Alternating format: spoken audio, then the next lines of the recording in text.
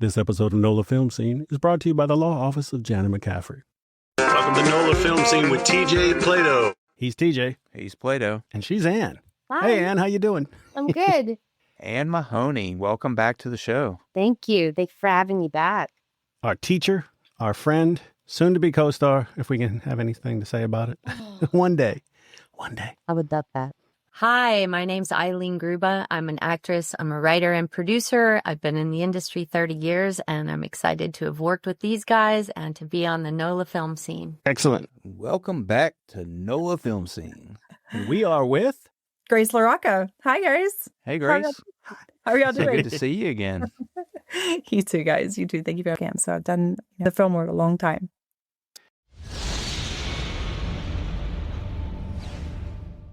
Because LA is more like the land of perfection. And, I'm not perfect. I have a rebuilt ankle. I walk a little different, but that didn't seem to bother anybody in Atlanta. And it hasn't seemed to be a problem in New Orleans. Even when I worked on Wild Oats with Jessica Lange and Shirley MacLaine, I was like, I hope they know, because they just asked me to come through a bank and run out into their shot. So I was like, I'm happy to do that. I just hope they know. It's not going to look like your typical runner. And so I went up and whispered it to the director. I'm like, I'm happy to do whatever you're asking me to do. I just want to make sure you know that I have a ring, so it's going to look a little different. And he smiled and he said, I'm fine with that. And that was a beautiful thing, because people haven't typically been known to be fine with it in our business.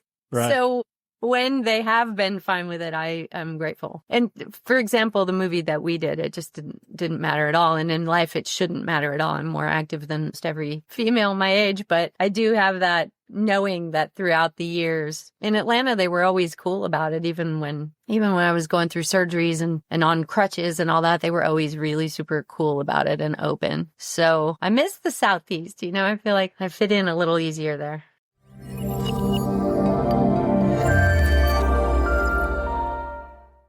So you and I met on our friend Olivia's film. That was actually my first feature film.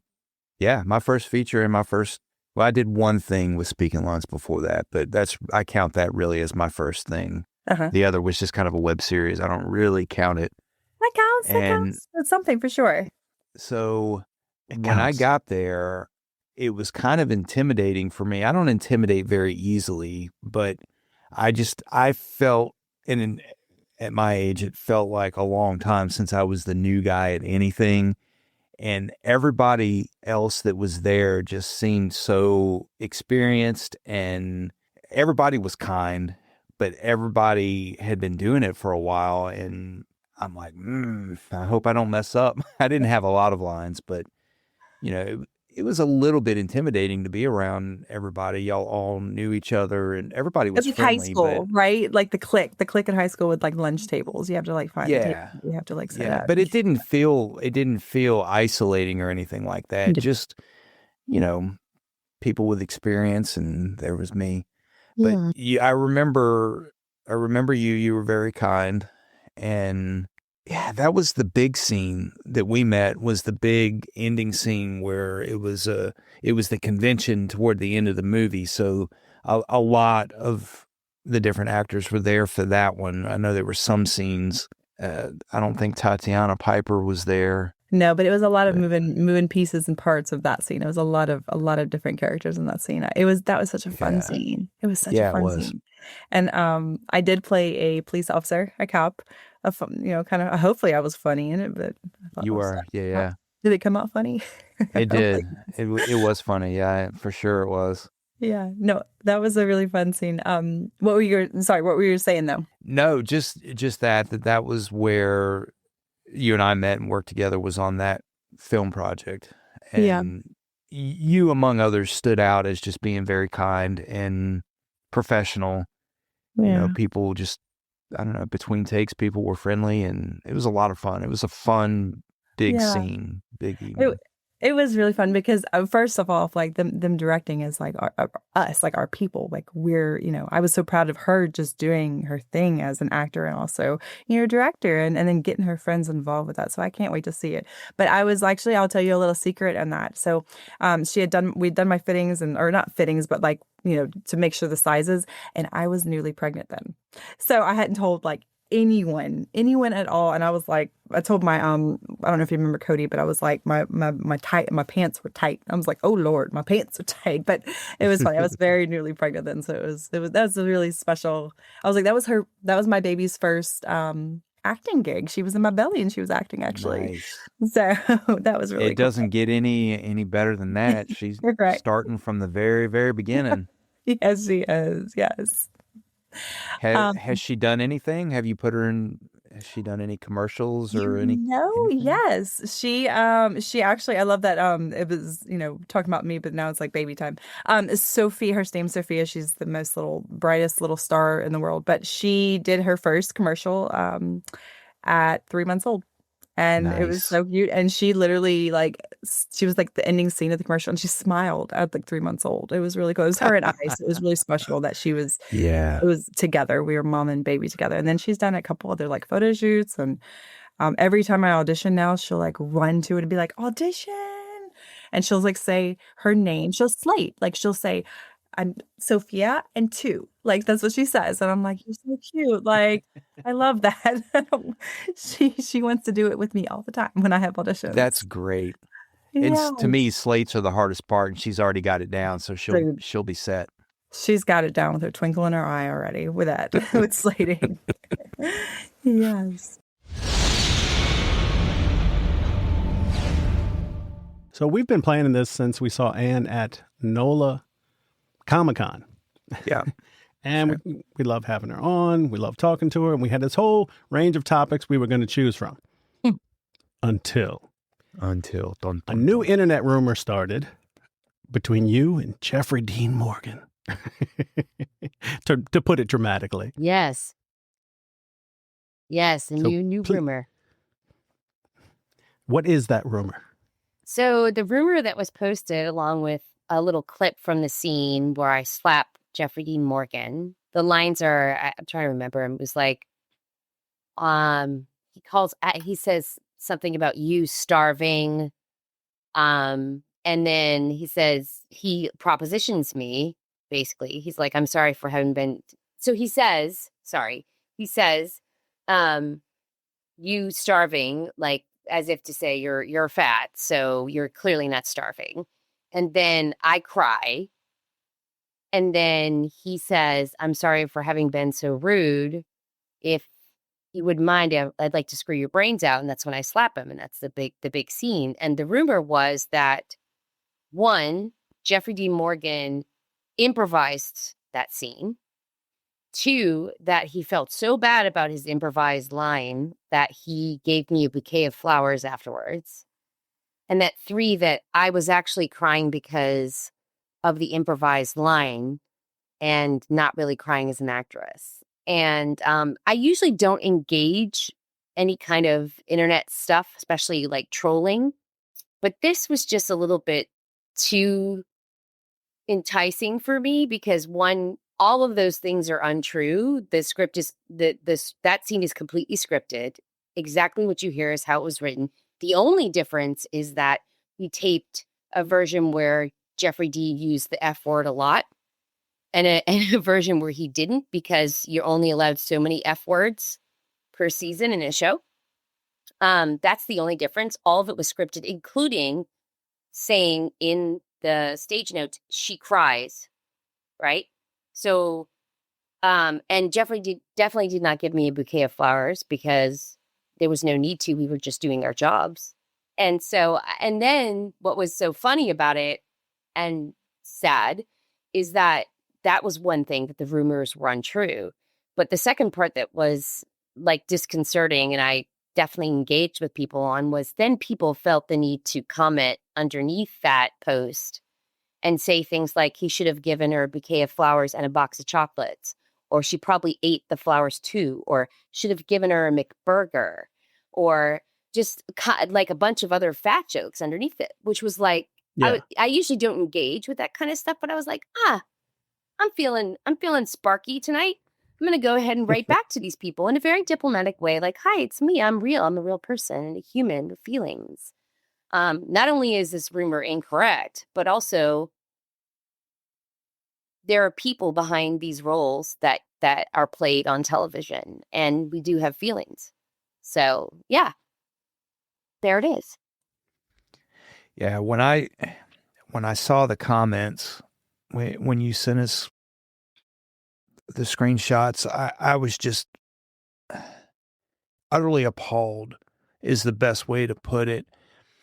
Did it first start out, did they use AI and recreate the scene with fake dialogue, or was it just still shot memes? No, it was actually the still shot memes. That was the scene as it was done. Yeah. So that was correct. It was how it was done and how it was scripted. There was no improvisation. In fact, I don't know. I mean, I worked on 3 seasons of the show. I'm sure somewhere in there is some improvisation, but that show in general is very much scripted. We actually start every scene shoot with what we call story time. And everybody gathers around with the script. We talk it through. And if anything's going to change, it changes at that moment. But there's not a lot of improvisation on Walking Dead because we're shooting some pretty complex stuff. And we shoot a lot of it's shot on film. Some is digital, but some is film. So we're trying to get these shots quickly. So there's no like ample time for people to just improvise and make stuff up. It's very much approved by the network and approved by the writers and the producers. So that is completely false.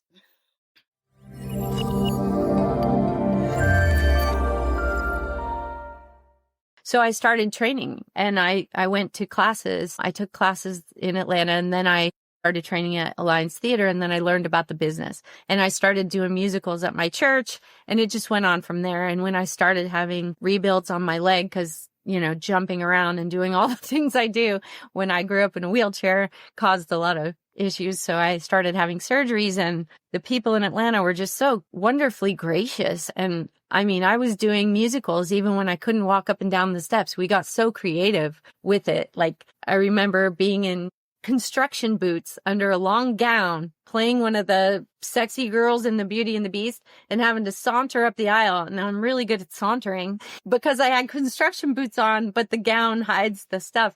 And when I get to the steps to get up the stage, I couldn't go up the steps. So they had this big guy playing Gaston, and he just came down the steps, picked me up by the waist, spun me around and put me on top of the stage. And so we always had crafty ways to work around whatever I was doing at the time, and like doing like, you know, singing on the piano for one number, you know, where I'm just draped across the piano so I don't have to walk. I had so much fun performing in Atlanta. I played Cinderella in the musicals, and all the kids, you know, come up and they're tugging on your dress and they really think you're Cinderella. And I loved entertaining people. I really enjoyed it. So that's how it all started. And then at the time, Atlanta didn't have much of a business. I outgrew that business really fast. And I worked in casting while I was there too. I worked for the casting director, Don Slayton, at the time. And I do remember being at Alliance Theater School and having a wonderful young woman who was my teacher, who I went to when I was having a major leg rebuild. And I knew I was going to be off my feet for quite a while. And I just asked her, am I making a mistake trying to go into this business? Because I'm going to always have some sort of walking challenge. I have a spinal cord injury from this thing, you know, and she, I've never forgotten this because it prompted it, you know, it caused what happened next. She said to me, most of my students, I would tell them, no, don't go into this business, but not you. She said, you have to do this. And she encouraged me to keep going. And so I did, even with the next surgery. I had a cast up to my hip that had a handle on it. And I kept going to my classes, and I would, you know, climb up on the stage and get to this, you know, the seat and do my thing. And I just worked and worked and worked, and then ended up moving to New York and doing the best I could with my walk. You know, in New York at the time, I could do all the musical stuff and I could sing any song, and I had the best musical coaches, but in those years they weren't having any of somebody with a walking challenge on the stage. And so, I tried for a few years and then I moved to LA because I could drive instead of walk everywhere. And, the rest is history. I came to LA and quickly learned that I had to change this entire industry in order to work in it. And that was a sad revelation, but I was in my 20s and I was like, nobody's going to tell me I'm not good enough to be in this business because I have a different walk. And, some people would say it. And I'm like, well, I got news for you. I'm going to work. I did have one agent say, you're never going to work in this industry because you walk funny. And I just smiled and said, well, I looked at his wall of headshots and I said, I've already probably worked more than most of your girls and I've turned down what they aspire to do. So I think I'm going to be fine. And that turned out to be pretty true, and after I left his office, I ended up landing a much, much bigger agent. And, I just kept moving and pivoting throughout the whole business. And I ended up becoming an advocate for people with disabilities because I saw how much worse it was for anybody that had anything at all wrong with them.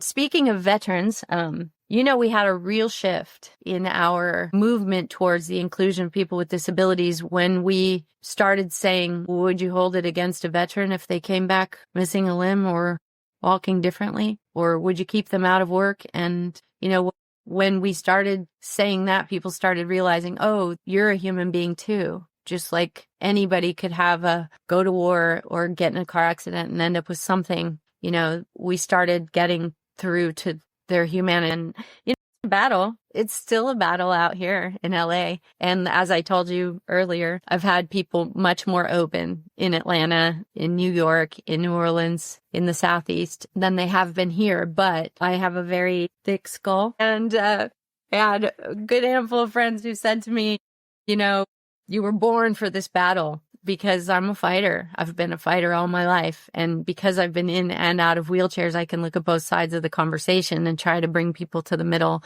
and try to help them understand each other. And so that's how it all started.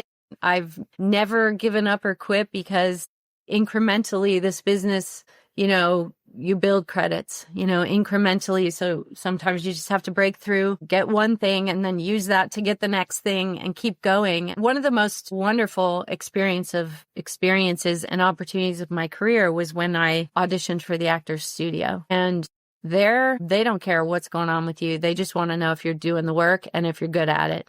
And so it was just sort of a twist of fate that when I was asked to audition there with another girl, she picked the scenes. It had nothing to do with me. She just asked me to play the character who was paralyzed from getting run over by a taxi in New York. And she asked me to play that character, and I'm raging mad and alcoholic and throwing things at her. And I just dug right into that role and threw myself on that stage and dragged myself across it and had the kind of, emotional release of somebody. Like, I thought to myself, if you paralyzed me again, we're going to have a rage going on. And so I tried to work with that. So that was my first audition for the Actors Studio, and it got me all the way to finals, and which is kind of unique because it usually takes a long time for people to get, and they didn't know anything about me. They didn't know I had that life experience. And anyway, once I got into the Actors Studio, that was family. And I've spent so many years there training. And the beautiful thing about the members of the Actors Studio is some of them are in their 90s and they're still going regularly and they're still training other actors. And we have Oscar winners and Emmy winners and people with immense resumes who are there giving their time. It's free. You're not paying for it. And you get the most wonderful training because you've got really accomplished actors guiding you and wanting you to be the best you can be. So that became my family, and it was my fallback through all the years and all the hard work to change the business. But I step back now and I look at it and I'm like, I'm at the other end of the age range now. I've watched all those years go by where I didn't get in the doors, and I just keep thanking God I'm still alive and I'm still moving and moving better now than before, still working as an actor. And I do have to smile and look at what we've accomplished. And I'm like, my God, we changed an industry. We did that. was a hard battle, but people with disabilities are now being included and put on that screen. And, veterans are being included and doors are opening, and we still have a long way to go, but we did it, Beautiful.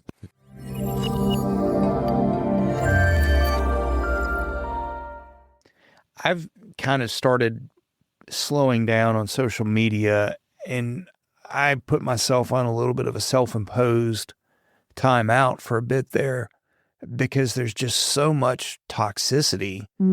I just don't want to see it. Not so much directed at me, but just in general. Yeah. And it makes it even harder when it's one of my friends that is being attacked for no reason. Realize that this is fiction, right? This is fiction.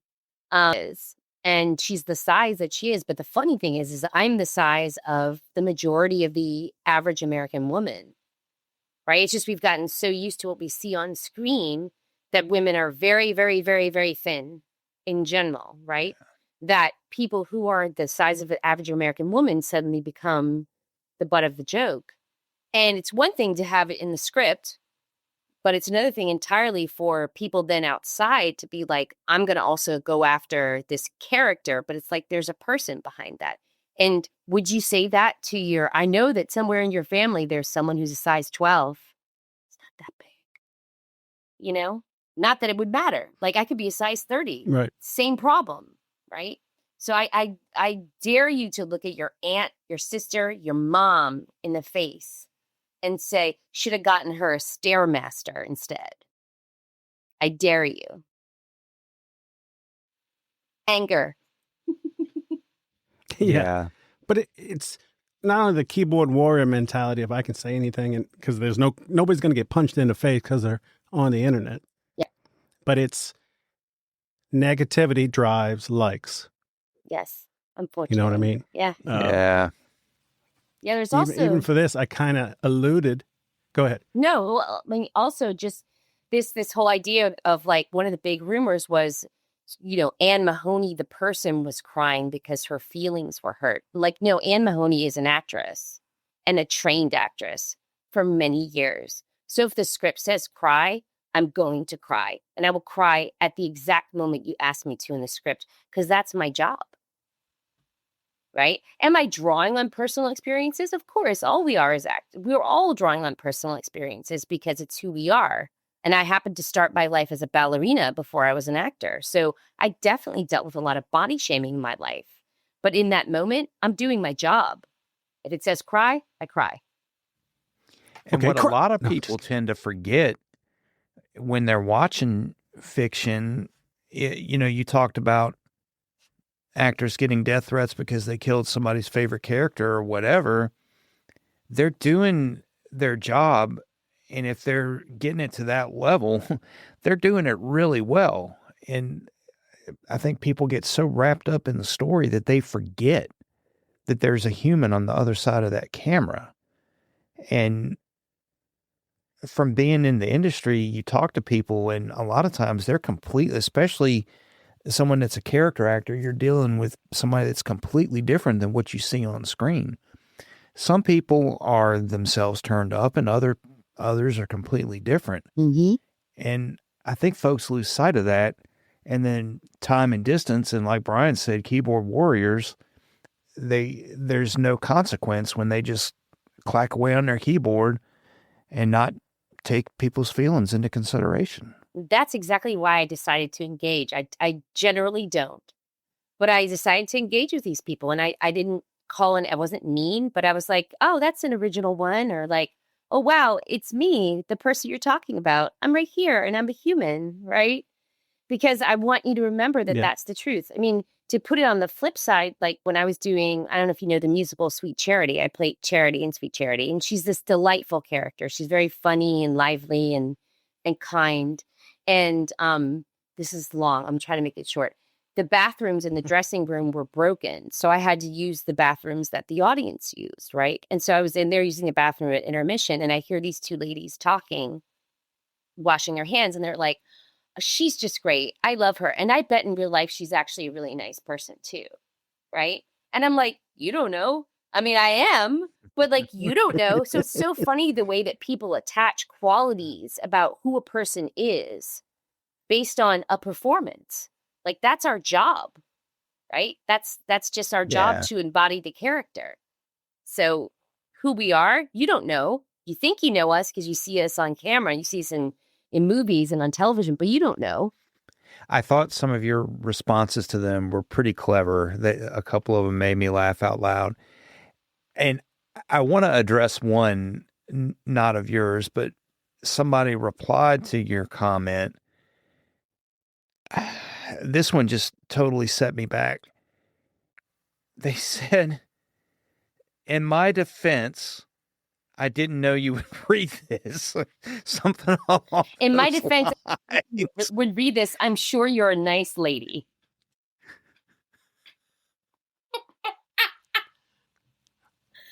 Oh, you're gonna read my comment. You're real. My bad. It was actually delightful. I was like, yeah, I did read your comment. It's me right here, the real person.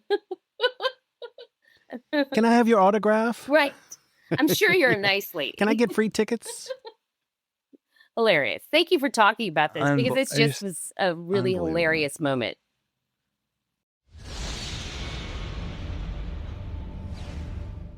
If you keep doing the hard work and keep being good at what you do and keep putting yourself in that situation, rejection, it's like, sucks. I remember when kids always made fun of me when I was young, knocking me over in PE and all those things. And you know, it's really funny. Success really evens the play. I can't tell you how many people have reached out and apologized to me from things in our youth, things that I didn't even remember. And I'm like, wow, this is funny.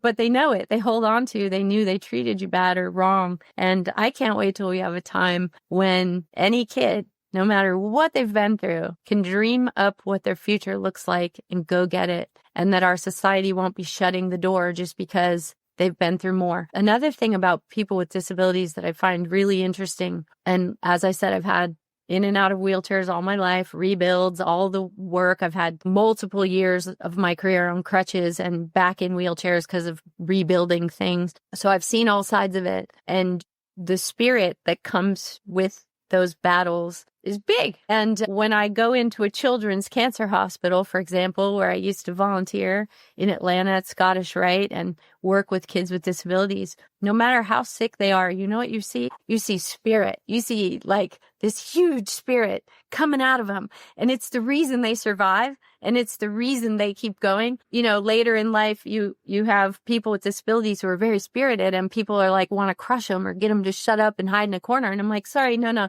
you don't understand. You can't crush me. There's only one person who can crush me, and that's me. And I'm not going to crush me. So, you know, the reason that I have this big spirit is because I've survived a lot. And that's what I try to tell people about these kids. They're going to come into the world with bang, you know, like so much energy. And I think about some of the kids I've mentored through the years, and they still come in a room and light up the whole place with their eyes, their smile. Doesn't matter what's going on with the rest of them, you know, because their spirit is strong. And I want to get the world to honor that. You know, like I look at you, TJ, and I'm like, I want the world to honor your battles. Respect. Respect is what should be seen, not pity, not looking down, not thinking it's less, because in the end, okay, you're a veteran. So I don't know if that means you went to combat. I don't know what you've been through, but I would think that if I was going to war, I would want to have some good conversations and education from people who've been to war before, right? And everyone at some point in life is going to go to war for their life. And at that point, you're going to want to know the ones who know how to live. You're going to want to know the survivors and the ones who've been through it, the ones who've had the hip surgeries, the ones who've survived so many surgeries. Some of my friends have had literally hundreds of surgeries, and they're fighting out here trying to be actors. And they're always laughing, and they're always, you could take the worst situation and they will turn it into some humor that you never thought was right to come out of anyone's mouth, but they can get away with it. Their strength and their spirit and their humors are just unstoppable. And that's what I hope anyone who's been through hell will realize, the gift in what they've been through and the gift in what you've been through and the strength that you can bring to the screen, because our career really is all about humanity. And the people who miss that are making work that nobody cares about. That's a great point. You said something that really resonated. I've had different acting teachers demonstrate different approaches to tapping into emotion and leaning on life experience. I've never heard anyone put it the way you just did, just let the guard down. And that's certainly something I've my guard up, and I've had the walls up because of the background, the veteran background. And I do also want to be clear that I don't for a minute feel like I've lost something or not booked something because of that. I don't think there's a single casting director that I've auditioned for that was like, oh no, there's something. I don't feel that that's been the case. A lot of it has been self-limiting, but there's been roles that I've had to say I can't audition for this because of that. But I was also trying to find a way to word it. I've had people discourage me from disclosing my disability and say that it'll hurt you in the long run. Talking with you today, it's given me the courage to not hide that because it's been hidden. People that are close to me know the stuff that I've been through. And I don't know. I guess I don't feel like I need to hide it anymore. You know, I had to hide it for a lot of years. I wore long skirts most of the time to hide it. And the reason that I had to was because if they saw it, I wasn't getting a job. And so I was like, fine, I'll hide it and they won't know about it till I get to wardrobe, you know? So there are some offices and some people that I know are not receptive. So I have to hide it. I literally have in the past lost so many jobs because of it and found out later this was exactly the reason. Like I've had casting directors have shows end and then contact my manager and say, Eileen, hands down, booked that job. But then someone saw her limping, walking to her car. That has happened so many times where I've lost jobs over it, over my medical stuff, which is appalling to me. So yeah. I understand the people saying in this business, hide it because of who your audience is, who you're dealing with. Sometimes, I mean, it's hard for me to hide it now because the whole world, you know, I've interviewed so many times and spoken all over stages and fought for the inclusion of people with disabilities in this industry for 3 decades. So now they all know. And unfortunately, then that often puts me in a category where they'll only bring me in for like disabled roles on certain offices. And I'm like, you know, I'm pretty agile. I'm moving around, you know, and so I understand why they say that, but it's like at some point you're like, this is who I am, you know, love it or leave it. And, you know, when it comes to the work, I don't hide it anymore in the work. And I still am aware of the fact that if they see it too much and they're focused on it, they're not focused on what needs to be on the screen, which is your eyes and your soul. And there's so many roles where it just doesn't matter. You know, I've been trying to get this industry to understand that it just doesn't matter. It does not matter. You know, one guy has a beard and glasses. One guy has a bald head. Some guy has a big nose. Some guy has a big beer belly. Somebody has one leg missing. Somebody has one arm missing. Somebody's blonde. Somebody's brunette. It's like, who cares? It's all quality characteristics of characters, you know? So it all adds to the richness of what we're putting on the screen. And, you know, I worked in casting for a lot of years and I got to hear all the behind the scenes nonsense and the things they worry about. And you know what I do know? Audiences worldwide, they don't really like perfect people. They actually hate them and they enjoy hating them. And so when they think somebody is being presented as perfection, they can't wait to tear them apart. And tear them down and be like, well, that's not even real and blah, blah, blah. They can't wait to attack perfect. So I'm like, so with us, you get a built-in, don't have to worry about attacking us for being perfect. You know, we got other things to bring to the table. So I'm very sensitive to where you're at as an actor because it's been a debate for decades about, do we hide it? Do we show it? Do we hide it? Do we show it? There were years where I was like, if I hide it, I get in the door, I'm okay. If I show it, I don't get in the door. Now we got a problem because I can't get on the set to show them what I can do if I can't get past the audition process, right? So I got to the point where I would hide it until I got on set and then I'd be like, ta-da! Now deal with it. Because now if you get rid of me, you got a problem on your hands. And what I've found is that a lot of producers and creatives, once they get their hands on you, they're like, ooh, I like that. Can we write that in? And so that has happened on multiple shows where they were like, can we write that in? I'm like, have at it. Go for it.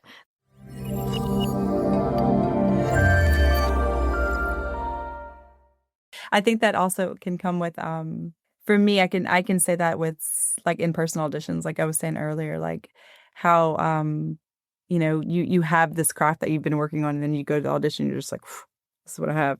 And you kind of like, I guess it's shy, or maybe just, I don't know, just kind of nerves. Probably nerves, yeah, nerves. And then that's when I'm like, when the callback hits, I'm like, let's go, let's roll, because I'm here. I'm here for it. But I think with taping, it helps me with auditions, because that first tape I can do a couple times, and I'm like, I'm ready. Audition is knocking on the outside door. Callback is like, we're here. Let's go to set. Like, I'm ready. Put my mic on, please. So, with your experience working behind the camera and on the camera for a while now, what's your take on what's going on in the industry with it slowing down? Do you see it picking back up around here? It seems like a lot of stuff has moved to Atlanta and even foreign, Canada and Europe. A lot of stuff has moved foreign, but I feel like with my my gosh, so many people, so many creatives are having to find jobs outside of the industry, which is heartbreaking, because like people that have been, for instance, an art director I know, right? He's still doing some things, but he would be constantly going. Now he's having to do other things, like, having to like figure out some kind of business to do on the side. Or I feel like it will come back. I know, I've heard, I think I said about 6 shows coming possibly to New Orleans. I know Texas is opening up, and it's huge, like with Taylor Sheridan stuff is huge. But yeah, I do pray it comes back. I'm not sure if it's going to be as booming as it was, when I was, a youngster. But I feel like, I do hope it comes back, because we have to do something. We have to create. We have to, we have to make movie magic. And what better place is New Orleans, Louisiana, or, just in Louisiana in general to do that, because we've had it so long. But yeah, I've heard, there's work everywhere, and people do travel. It's like we're kind of the circus, in a sense of that you follow the work, and people follow the work. You go where the work goes. New Mexico was starting to boom for a little bit. I don't know if it still is. Mm-hmm. And for us actors with the taping, and that's one good thing about the taping, is because we can audition from your house and, wherever, and then go fly somewhere to shoot as long as their work is local right now, right? You have to work as a local, but hopefully that will change, and we can actually have the talent and go. Are you SAG? I'm SAG eligible.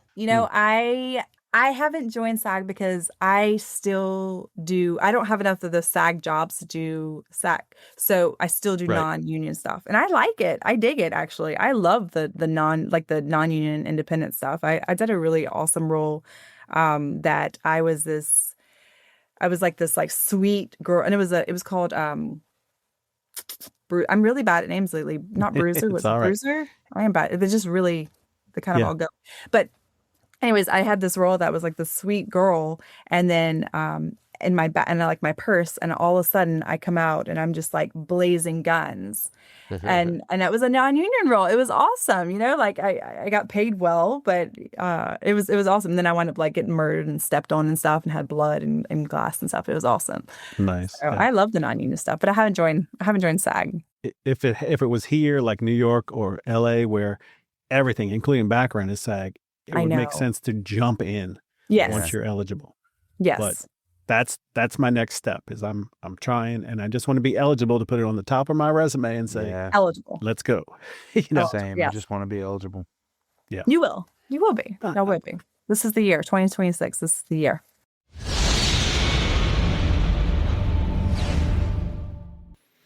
Well, Anne, thank you so much for joining us. Thank you. I feel like it's been like blah, blah, blah, blah. No, we like blah blah. That's that way. I don't blah blah. Yeah, these